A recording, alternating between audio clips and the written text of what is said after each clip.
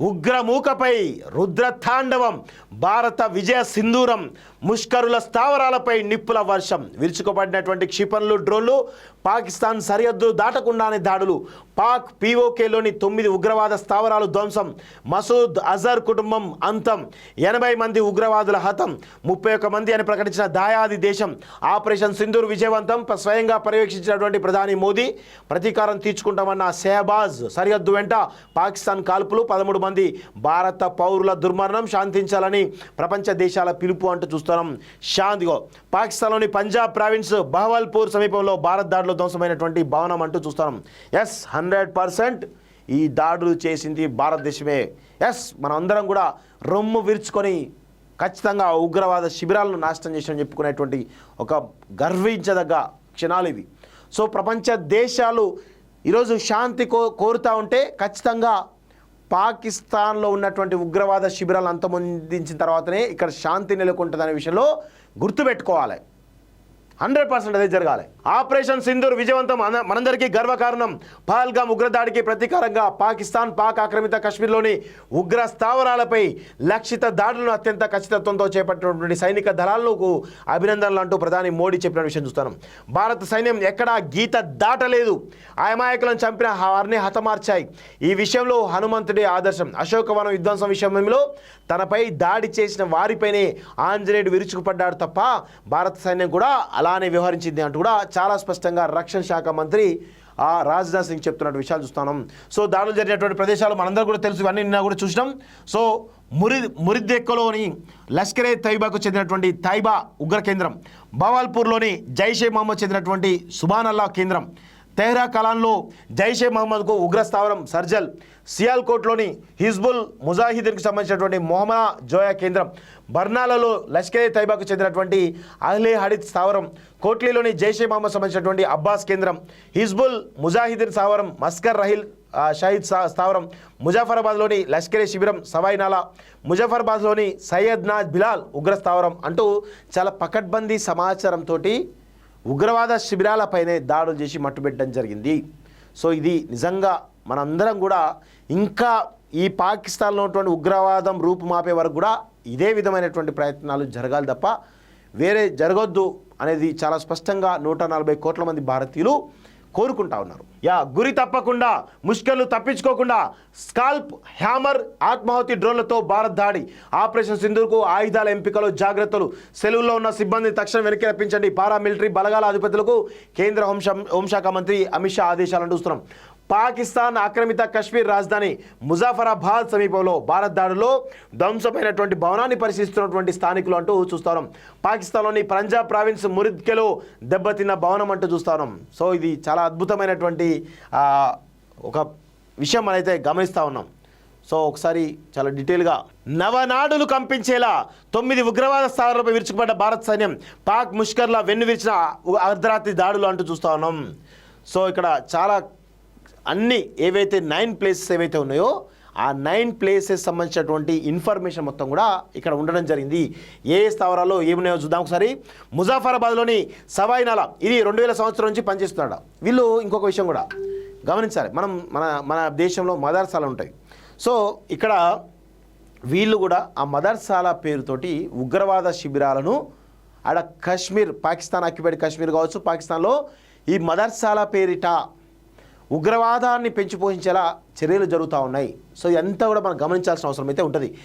ఇక్కడ చూడండి, దీనికి హుజైఫా బిన్ యోమెన్, బైత్ ఉల్ ముజాహిద్ అనే పేర్లు కూడా ఉన్నాయి. పాక్ ఆక్రమిత కాశ్మీర్లోని తంగ్దర్ సెక్టార్లో సరిహద్దుకు 30 కిలోమీటర్ల పరిధిలో సవాయి లష్కరే క్యాంపు ఉంది. ఈ ముఠా కీలకమైనది. ఇక్కడ లష్కరే కమాండర్ అబూ దుబానా దీనికి ఇన్ఛార్జ్. పెద్ద ఎత్తున లష్కరే కమాండర్లు, శిక్షకులు ఇక్కడ నివాసం ఉన్నారు. ఇక్కడకు తరచుగా హఫీజ్ సయీద్ వచ్చి లష్కరేలో చేరిన వారికి ఆహ్వానం పలుకుతాడు. 250 మందికి శిక్షణ ఇచ్చేలా ఏర్పాట్లున్నాయి. ఎప్పుడు 50 నుంచి 100 మంది ఉంటారు. జీపీఎస్ వాడటం, మ్యాప్ చూడటం, ప్రత్యేకమైనటువంటి ఆయుధాల వాడకంపై శిక్షణ ఇస్తారు. పాక్ నిఘా సంస్థ ఐఎస్ఐ కార్యక్రమాలు కూడా ఇక్కడ చురుగ్గానే ఉంటాయి. వీరికి అవసరమైనటువంటి ఆయుధాలను పాక్ సైన్యం సమకూరుస్తుంది.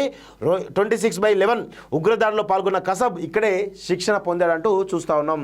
సో ముంబైలోని 26/11 దాడులు ఎక్కడైతే జరిగాయో అక్కడ ఆ దాడులు చేసినటువంటి ఎవరైతే ఉగ్రవాదులు ఉన్నారో వాళ్ళు ఈ సవాయి నాలాలోనే శిక్షణ పొందారని చెప్పి చాలా స్పష్టంగా తెలుస్తూ ఉంది.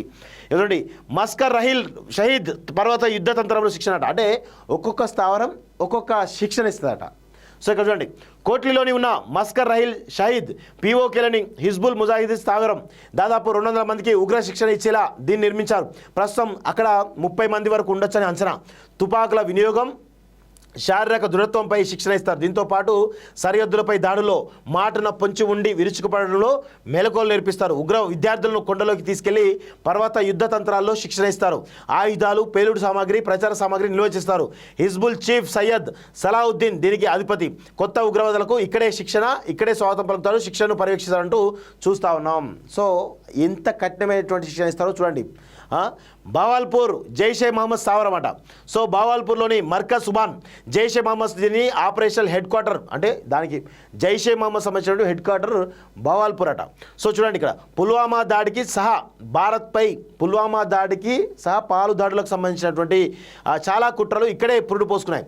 జైషే చీఫ్ మసూద్ అజర్ సన్నిహితులు ఈ కేంద్రం నుంచి ఆత్మాహుతి దాడులకు శిక్షణ ఇవ్వడం, ప్రణాళికలు రూపొందించడం వంటివి చేశారు. దీన్ని మసూద్ ఇంటిగా కూడా వినియోగిస్తాడు. ప్రస్తుతం జైషేలో నెంబర్ 2గా ఉన్నటువంటి మఫ్తీ అబ్దుల్ రఫూద్ అస్గర్, మౌలానా అమర్ల కుటుంబ సభ్యులు దీనిలో ఉంటున్నారు. 600 మంది ఉగ్రవాదుల ఇల్లు ఈ ప్రాంగణంలోనే ఉన్నట్లు తెలుస్తుంది. అంటే వాళ్ళు ఉగ్రవాదుల శిక్షణ కేంద్రాలు కాకుండా వాళ్ళ మొత్తం విలేజ్లో ఆ ఉగ్రవాదులకు సంబంధించిన ఇల్లులు కూడా అక్కడే ఉన్నట్టు చాలా స్పష్టంగా తెలుస్తూ ఉంది.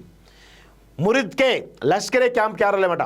మురిద్కేలోని మర్కాజ్ తైబా అనేటువంటి ఉగ్రవాద స్థావరం సరిహద్దుకు 30 కిలోమీటర్ దూరంలోని లష్కరే క్యాంప్ కార్యాలయం ఇది. దాదాపు 82 ఎకరాల్లో విస్తరించిందట. అబ్బాబాబా, 82 ఎకరాల్లో ఈ క్యాంపు కార్యాలయం ఉందట. ఇందులో మదర్సా, మార్కెట్ వంటివి కూడా ఉన్నాయి. ఉగ్రవాదాన్ని విస్తరించడంలో ఈ క్యాంపస్దే కీలక పాత్ర. ఇది లష్కరే ప్రధాన కార్యాలయంగా పనిచేస్తుంది. దాదాపు 1000 మంది వరకు ఇక్కడే ఉగ్ర శిక్షణ పొందుతున్నారు. దీనిలో అతిథి గృహ నిర్మాణానికి 2000 సంవత్సరంలో అల్ ఖైదా అధినేత ఒసామా బిన్ లాడెన్ 10 లక్షలు విరాళం ఇచ్చాడు. 26/11 ముంబై ఉగ్రదాడికి పాల్పడిన వారిలో ఒకడైనటువంటి అజ్మల్ కసబ్కు ఇక్కడే శిక్షణ ఇచ్చారు. ఈ దాడి కుట్రదారులు డేవిడ్ కోల్మన్ హెడ్లీ, తవావుర్ రానా ఈ కేంద్రాన్ని సందర్శించారు. లష్కరే సిద్ధాంతకర్తలు అమీర్ హంజా, అబ్దుల్ రెహమాన్ అబ్దీ, జాఫర్ ఇక్బాల్ ఈ ప్రాంగణంలోనే నివాసం ఉంటున్నారు. లష్కరే చీఫ్ హఫీజ్ సయీద్, జకీర్ రెహమాన్ లఖ్వీలకు ఇక్కడే ఇల్లు ఉన్నాయంటూ చూస్తూ ఉన్నాం. లష్కరే తోయిబా ప్రధాన కార్యాలయం మురిద్కే అని చెప్పేసి తెలుస్తూ ఉంది. సో ఇక్కడ చూడండి, ఇంకా 5వది సయ్యద్ నా బిలాల్ ఎస్ఎస్జి కమాండర్లతో శిక్షణ అంటూ చూస్తున్నాం. సో కమాండర్ల శిక్షణ ఇక్కడ ఇస్తారట. ముజాఫర్బాద్లోని సయ్యద్ నా బిలాల్ కూడా ఉగ్ర స్థావరమే. పీఓకేలోని జైషే ప్రధాన కేంద్రంలో ఇది కూడా ఒకటి. దీనికి అధిపతి ముఫ్తీ అస్గర్ ఖాన్ కశ్మీరీ. భారత్ నుంచి పారిపోయిన అసిక్ నెంగ్రూ, జైషే కమాండర్ అబ్దుల్ జిహాదీలు కూడా ఈ క్యాంపును వాడుకుంటున్నారు. ఇక్కడికి వచ్చే వారికి పాక్ ఎస్ఎస్జి కమాండర్లు శిక్షణ ఇస్తారు. కాశ్మీర్లోని ఉగ్రవాదం తరలించేందుకు దీన్ని రవాణా క్యాంపుగా వాడుకున్నారు. ఇక్కడ ఎప్పుడు 50 నుంచి 100 మంది ఉగ్రవాదులు ట్రైన్ అవుతూ ఉంటారంటూ చూస్తూ ఉన్నాం. కోట్లీ ఇది జైషేకి సంబంధించినటువంటి ఆయుధాగారం. కోట్లీలోని మర్కాజ్ అబ్బాస్ కూడా ఉగ్ర స్థావరం. నియంత్రణ రేఖకు 30 కిలోమీటర్ల సైనిక శిబిరానికి కేవలం 2 కిలోమీటర్ల దూరంలో ఇది ఉంది. 120 మందికి శిక్షణ ఇచ్చే ఏర్పాట్లున్నాయి.